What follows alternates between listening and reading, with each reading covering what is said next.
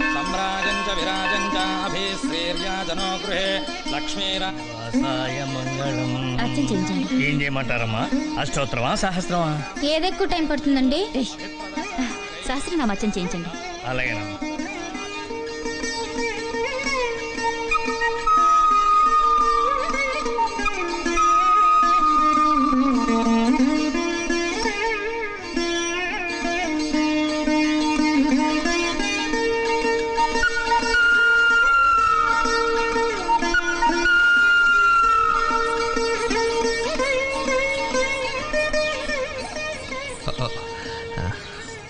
ఇక్కడేం చేస్తున్నావు?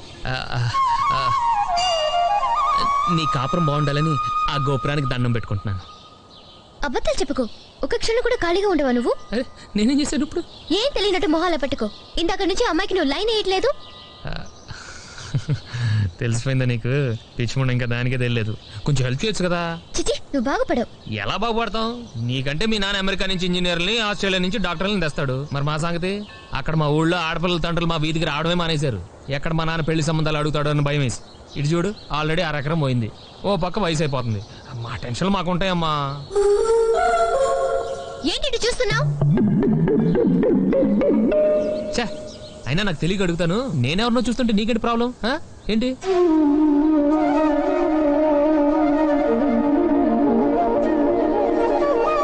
నువ్వంటే నాకు ఇష్టం. జోక్ లేకు. ఏరా, నీకోసారి చెప్తే అర్థం కదా. నువ్వు నాకు నచ్చావు. వేరే అమ్మాయిని ఎవరైనా చూసావనుకో, చంపేస్తాను. అండర్స్టాండ్?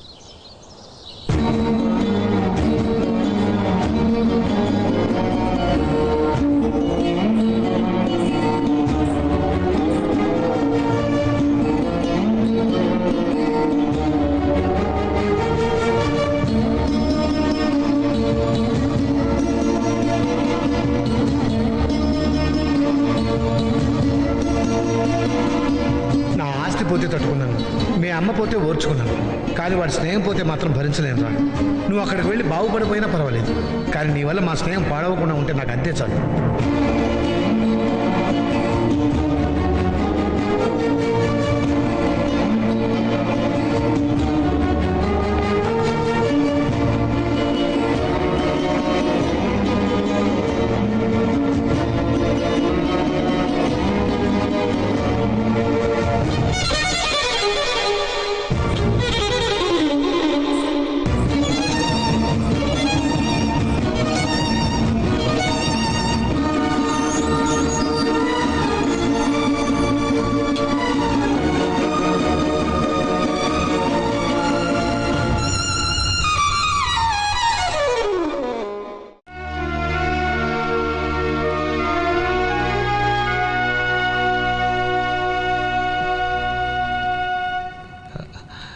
అంకుల్, నువ్వెందుకు ఇంట్లో నుంచి వచ్చేసావని సంజయ్ అడగడానికి రాలేదు. నీకు సెండ్ ఆఫ్ ఇవ్వడానికి రాలేదు. నేను కూడా అనకాపల్లి వస్తున్నాను. నీ గురించి చెప్పడానికి కాదు, మీ నాన్న క్షమాపణ చెప్పడానికి. నిన్ను ఇబ్బంది పెట్టను. నేను వేరే కంపార్ట్మెంట్లో కూర్చుంటాను. మీ నాన్న ప్రతి పండక్కి 2 జతల బట్టలు కొనేవాడు. ఒకటి వాడికి, ఒకటి నాకు. ప్రతి సంవత్సరం 2 సెట్ల పుస్తకాలు కొనేవాడు. ఒకటి వాడికి, ఒకటి నాకు. వాడి ప్రతి సంతోషాన్ని నాతో కలిసి పంచుకునేవాడు. కష్టం మాత్రం ఒక్కడే అనుభవించాడు. మీ అమ్మ చనిపోయినప్పుడు నేను స్టేట్స్లో ఉన్నాను. ఆ విషయం నాకు తెలిస్తే పని మధ్యలో వదిలేసి ఎక్కడ వచ్చేస్తాను అని నేను వచ్చేంత వరకు దాచాడు. ఒక మనిషి ఎదిగాక వాడిని అందరూ నమ్ముతారు. కానీ నాకు కేర్ ఆఫ్ అడ్రస్ లేని రోజుల్లోనే నేనేదో సాధిస్తానని నమ్మినవాడు శేఖరం ఒక్కడే. మా ఇన్నేళ్ళ స్నేహంలో నేను వాడిని అడగటమే కానీ వాడు ఒక్కసారి కూడా నన్నేం అడగలేదు. ఒకే ఒక్క కోరిక కోరాడు. నా కొడుకు చిన్న ఉద్యోగం ఇప్పించరాలి. నాకు జీవితం ఇచ్చినవాడు తన కొడుకు జీతం ఇప్పించమనడం పెద్ద సాయమా? అది కూడా నేను సరిగ్గా చేయలేకపోయాను. నేను చూసిన ఉద్యోగం నీకు నచ్చలేదు, నా ఇంట్లో మనుషులు నచ్చలేదు, అడిగి నేను ఇబ్బంది పెట్టడం నాకు ఇష్టం లేదు. అదేం లేదు అంకుల్. మరి ఎందుకు వెళ్ళిపోతున్నావు? నాన్న ఒకసారి చూడాలనిపించింది. కానీ నువ్వు ఇలా వెళ్తే మళ్ళీ మీ నాన్న ముఖం నేను చూడగలనా? నేనంత ఆలోచించలేదు అంకుల్. పోనీ నిజంగా నీకు ఏదైనా ప్రాబ్లం ఉంటే నువ్వు వెళ్ళిపోవచ్చు. మీ నాన్నకి సారీ నేను చెప్తాను. అంకుల్, మీకు నాన్నకు మధ్య క్షమాపణ చెప్పుకునే రోజు ఎప్పుడు రాకూడదు.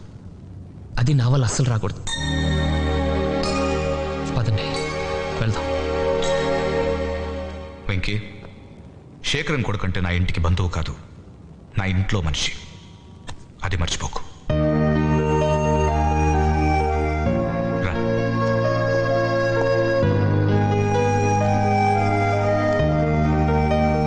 వెళ్ళి భోంచే.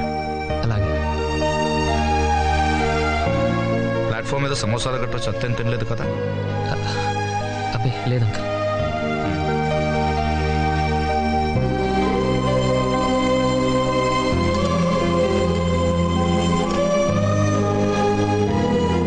వెంకీ 5 నిమిషాలు వడ్డించేస్తా.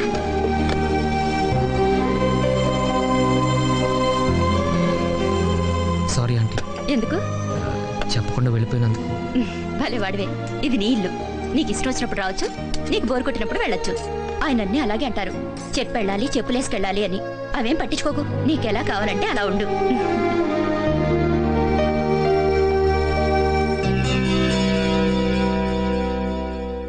ఏంటి వెంకీ, మా ఆయన ఏమన్నా ఎద పని చేశాడా? చచ్చా, నాన్న చూడాలనిపించింది వెళ్ళాను అంతే. అలా అయితే చెప్పెళ్ళొచ్చు కదా. ఆ, చెప్తే మీరు వెళ్ళనివ్వరేమోనని. అంటే దిల్లులా కాకుండా జైల్లా ఫీల్ అవుతున్నావా వెంకీ? అరే జైలు ఎందుకంటాను? అయితే హాస్టల్ అనుకుంటున్నావా? ఏంటయ్యా నువ్వు? పెళ్ళంటే తాటాకులతో పందిరి, అరిటాకులతో విస్తరి అని బోల్డని కబుర్లు చెప్పి సరిగ్గా పెళ్లి టైంకి పారిపోదాం అనుకుంటున్నావా? మీరు ఊరుకోండి. ఇలా నోటుకొచ్చినట్టు మాట్లాడే అబ్బాయిని ఇబ్బంది పెట్టుంటారు. పాప నోరు లేని పిల్లాడు కాబట్టి ఎవరికి చెప్పకుండా వెళ్ళిపోదాం అనుకున్నాడు. వీరికి నోరు లేదనుకుంటే మనకు బుద్ధి లేనట్టు. ఈ మాటలేం పట్టించుకోక వెంకీ, నువ్వు రూమ్కి వెళ్ళి రెస్ట్ తీసుకో. భోజనం నేను అక్కడికే పంపిస్తాను. ఎవరికిచ్చి? మీకు ఇచ్చి కాదులేండి, బంతి ఉన్నాడుగా. అలా కన్ఫర్మ్ చేస్తే బెటర్, లేకపోతే ఆయన భోజనం చేసేదాకా నాకు టెన్షన్.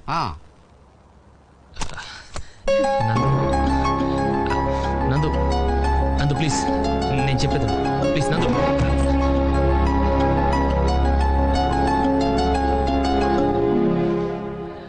సరే.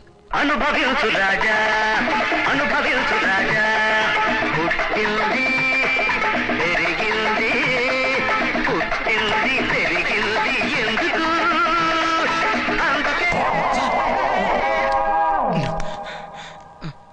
నాకెంత బాధగా ఉందో తెలుసా సార్? తిరిగి వచ్చినందుక? అవును సార్. కాదు సార్, మీరు వెళ్ళిపోయినందుకు. బంతే, ఏమైనా కావాలా సార్? కొంచెం మనశ్శాంతి. వెళ్ళిపోతాను సార్.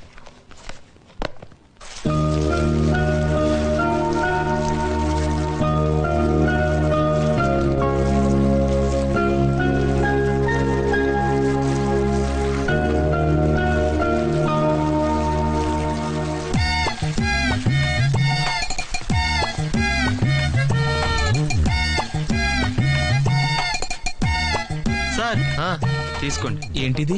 Tiffin box. బాక్స్ ఇచ్చావు సరేరా. టిఫిన్ ఏది? లోపల ఉంది సార్.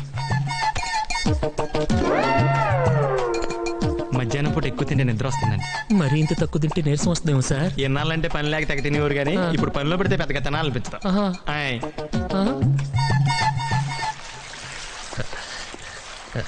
గుడ్ మార్నింగ్ నందు. అరే, నందు, నందు, please, నందు.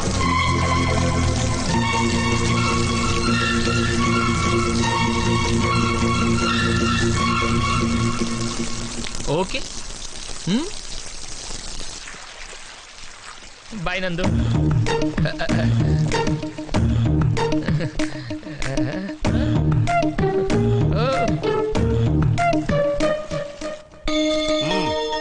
సరిగ్గా వేయరా, చూడు.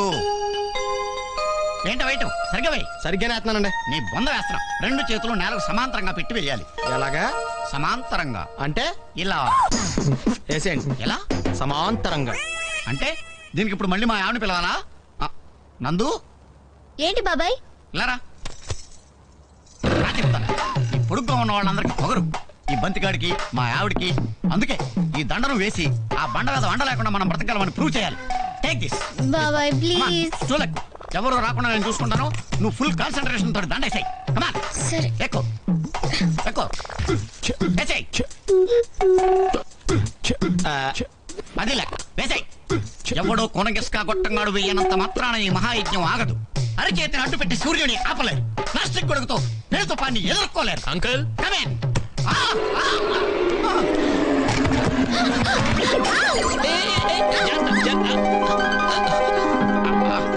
ఏ అదవయ్యా నిన్ను లోపలికి రమ్మన్నది? మీరే కదా అంకుల్ కమ్మినన్నారు. కమ్మినంటే వచ్చాడువేనా? ఇంతగా అమ్మ ఎక్కడా? అమ్మా. ఏం కాలేదు, ఏం కాలేదు, జస్ట్ అద్దం పగిలింది అంతే. ఇదిగో. అయ్య బాబోయ్, ఆ? అమ్మా నీ కళ్ళేవి ఏమయ్యాయమ్మా? అయ్యగారు వచ్చే టైం అయిందండి. ఒరేయ్ పెద్దనాన్న నేను చూసాడంటే రేపు పొద్దున్న నువ్వు చూడటానికి మీ నాన్న ఉండడు. ఒరేయ్ నువ్వు ఇంట్లో పని చేయడానికి వచ్చావా నా ప్రాణాలు తీయడానికి వచ్చావా? నువ్వు వెళ్ళి గేటు దగ్గర నుంచో. పెదనాన్న కారు కనపడగానే పరిగెత్తుకొచ్చి చెప్పు. చూడు ఏంటిది మా అమ్మ ఇలా ఉందేంటి? కళ్ళు పోయాయి. ఆవిడే పోయి 15 ఏళ్ళు అయింది, కళ్ళు ఎందుకు పోవండి? నువ్వు ఆగరా. నువ్వు బొమ్మలు గీస్తావట్టుగా. మా అమ్మ బొమ్మ గీసి నా జన్మ చరితార్థం చేయి బాబు. కొంచెం తెలుగులో చెప్పండి. అర్థం కాలేదా? ఈ కళ్ళు మళ్ళీ నువ్వు గీయాలి, లేకపోతే మా అన్నయ్య నన్ను చంపేస్తాడు. మీ అమ్మగారి ఫోటో ఒక్కసారి చూశాను, ఆవిడ ఫేసే సరిగ్గా గుర్తులేదు. ఇక కళ్ళేం చేస్తానండి. నా మాటిని బట్టలు సర్దుకు పారిపోండి. నీకు దండం పెడతా, నువ్వు కాసేపు నోరు మూసుకోరా. ఇప్పుడు నువ్వు మా అమ్మ కళ్ళు చూస్తే గీసేయగలవా? డౌట్ లేదు. పట్టుకో. దీని కళ్ళు వస్తే మా అమ్మ కళ్ళులా ఉంటాయంటారు. దీని కళ్ళు చూసి గీసి. ఇప్పుడు అదంతా ఎలా కుదురుతుంది? ఇంకేం కాదనుకో బాబు, ఇది నా లైఫ్ అండ్ డెత్ క్వశ్చన్. సరే.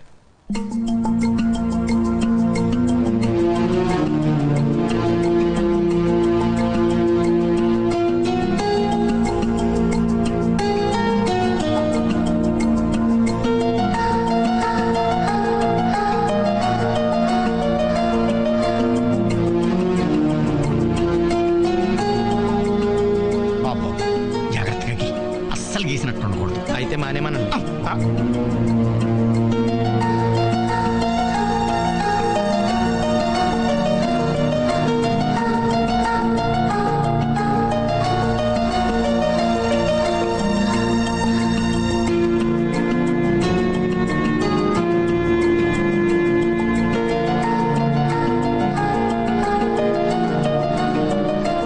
శభాష్, ఎక్సలెంట్.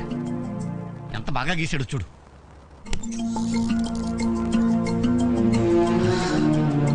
ఏంటి పెద్ద పోజ్ కొడుతుంది? ఏంటా లుక్స్? కిరణ్ బేడి ఖైదీని చూసినట్టు అలా చూస్తుంది. నేను మంచివాడిని కాబట్టి ఊరుకున్నాను కానీ అదేం కూడా ఎవరైనా అయితేనా ఎవరు మాత్రం ఏం చేస్తారులే. బేసిక్గా కళ్ళు అలాంటివి అబ్బో చాలా డేంజరస్ సైజ్. కొంచెం టెంప్ట్ అయినా సర్వనాశనం అయిపోతాం. మనకు అలాంటి ప్రాబ్లం లేదు, ఇది స్టీల్, కరిగే ఛాన్సే లేదు. ఇలాంటివి ఎన్ని చూసాం. ఏ మాటకు ఆ మాట చెప్పుకోవాలి. ఆ కళ్ళు మాత్రం వాటి గురించి ఎంత తక్కువ మాట్లాడుకుంటే అంత మంచిదిలే.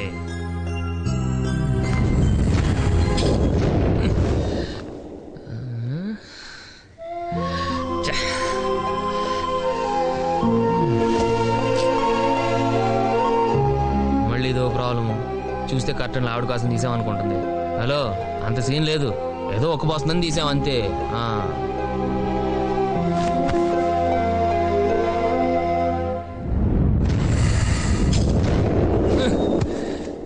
ఏమైందిరా నీకు? కళ్ళు చూస్తే సొల్లు గార్చడమేనా? నాకు నీ కళ్ళు నచ్చలేదు.